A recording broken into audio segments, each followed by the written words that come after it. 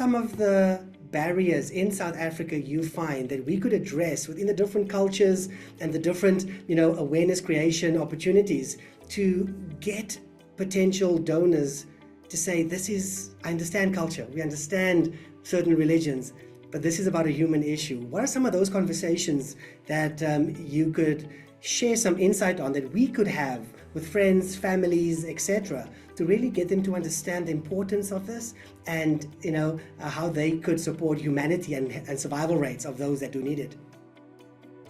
So I think the first thing just to let people know is that if you are a match and we call you up to be a donor, we don't do bone marrow aspiration anymore much.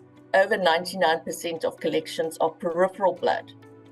So we give you an injection, you give yourself the injection. It's subcutaneous, like an insulin injection. And so it's not a big thing. It's once a day for 5 days. And that makes the stem cells move out of the bone marrow into the peripheral blood.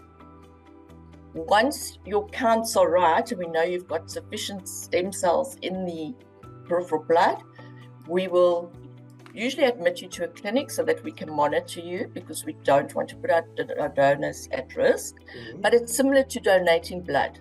They put a needle in your vein and they collect it from your arm, usually.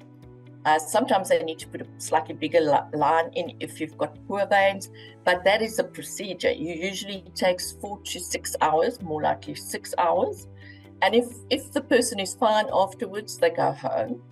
If the doctor's slightly worried about them, we're worried they might faint, or they've got a bit of a hematoma where the needle went in, which is like a big bruise,